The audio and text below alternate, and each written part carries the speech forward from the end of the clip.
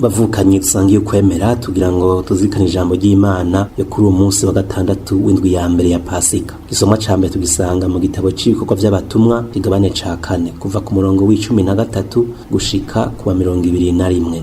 Hanyuma dukurikiza kw'izaburi 117 mu nyuma tuzirikana inkuru nziza Yezu Kristo nkuko twayishikirijwe n'umwanditsi Mariko mu kigabane c'16 kuva ku murongo w'9 gushika ku w'15. Ivyo dusoma mu gitabo c'ibikorwa vy'abatumwa. Muri irya minsi abakuru b'Abayahudi, abashinga ntahe n'abigisha babonye ko Petero na Yohani badatezura kandi bamaze kumenya ko bari abantu ataco bari barize, baca barabatangarira. Bongera bibuka ko bari barabanye na Yezu. Mu kubona wa muntu yari yakijijwe ntaco bari bagishobora kuvuga, niko guheza rero bagatuma ababasohora ngo bave mu ikoraniro. Basigara baravugana bati, none abo bantu tuzobagenza dute? Igitangaro bagize kiramaze kumenywa n'ababa muri Yerusalemu bose, tukaba tutagishobora kubihakana. Ariko kugira ngo ntigishishikare gukwira mu gihugu, ingo tubabuze kuba bakigira uwo basubira kubwira iryo zina. Niko guheza rero bakabahamagara ngo bababuze rwose kuvuga na gatoyi no kwigisha ku izina rya Yezu. Nabo Petero na Yohani bati, usangwa bikwiye mu maso y'Imana kugamburukira mwebwe aho twogamburukiye Imana, ngaho vyibaze. Tweho ntidushobora kureka kuvuga ico twabonye n'ico twumvise, ngo babone ntako bari bubahane kubera ishengero ryariko rirahimbaza Imana ku vyari vyabaye. Baca barabarekura babahigira. Iryo ni ijambo ry'Umukama.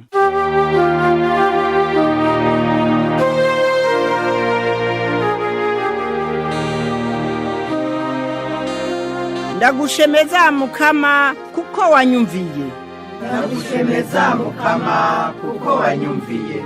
Shemeza Umukama kuko ari mwiza, kuko ubuntu bwiwe bwamaha imyaka yose. Umukama niwe magara yanje, nanje nzomuyaga. Kanatsinda niwe yankijije. Impundu z'ugutabaruka zirahanirana mu nzu y'aberanda.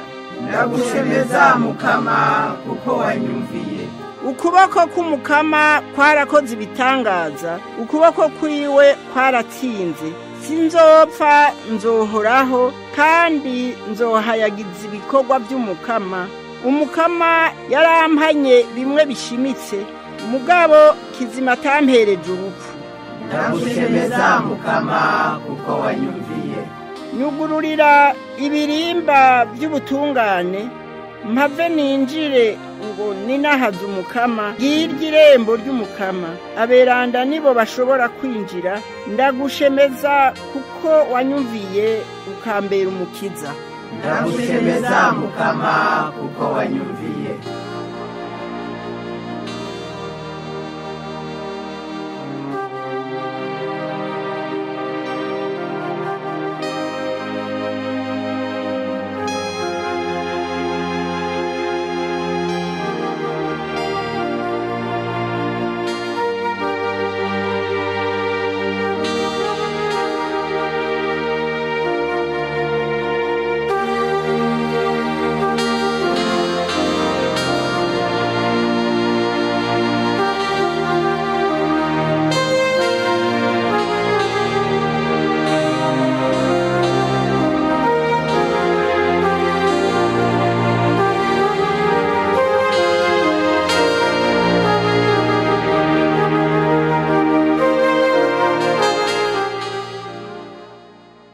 Inkuru nziza ya Yezu Kristo nkuko tuyishikirizwa na Mariko. Azutse mu gitondo ku munsi wa mbere, Yesu atangura kubonekera Mariya Madarena, umwe yari yakuwemwo amashetani indwi. Nawe acagenda kubibwira abari barabanye na Yesu bari mu rubi no mu marira. Nabo bamwumvise agira ngo ni muzima kandi ngo yamubonye, banka kuvyemera. Hanyuma abonekera n'agashusho kandi abandi babiri bo bari mu nzira baja mu mihana. Bano nabo bahindukira kubibwira abandi, ariko nabo nyene ukundi uko ntibabemera. Arateba abonekera bamwe 11 bariko barafungura, agira ko arabahambarira kuko batemera kandi bankanya akagagazo ivyavuzwe n'abari bamubonye amaze kuzuka. Araheza babwira ati, kw'isi yose mushikirize inkuru nziza ikiremwa cose.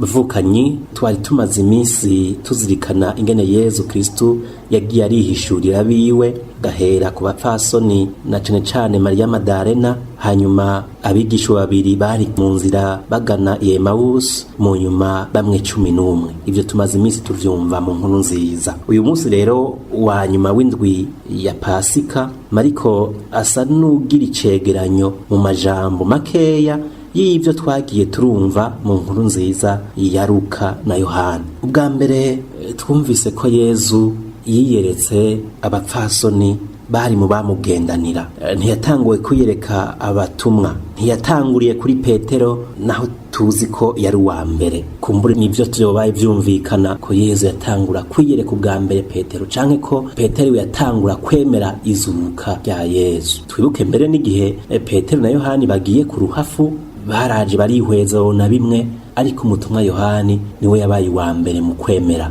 aratanga Petero. Ivyo bavukanye si kugira ngo tuvuge ko Petero atemera. Turabizi ko Petero yavuye yemera vy'ukuri kandi akagaragaza n'urukundo afitiye Yesu, akarugaragaza incuro gatatu kose. Ariko ico twotegera nga nuko uguhura na Yesu no kumumenya bitavana n'ububasha dufise canke ubutegetsi dufise mu bandi, kambere no muri Ekleziya. Uguhura na Yesu no kumumenya bivana n'urukundo dufise. Umupfasoni Mariya Madarena aho Yesu amariye kumukiza kumukura mu kabi, turazi ingene yagaragaje urukundo amufitiye. N'umutumwa Yohani turazi ko mu nkuru nziza yiwe yivuga agira ati, wa mwigishwa Yesu yakunda. Kubera yuko yari afitiye urukundo rwishi Yesu, yaca yiyumva ko Yesu niwe amukunda. None bavukanye, igihe bishika abo bishikira bakumva ko bifuza gutwara, bifuza ubutegetsi, bifuza kugira ivyo bajejwe mu muryango w'abemera muri Ekleziya, eka nyabuna bobanza bakifuza gukura mu rukundo,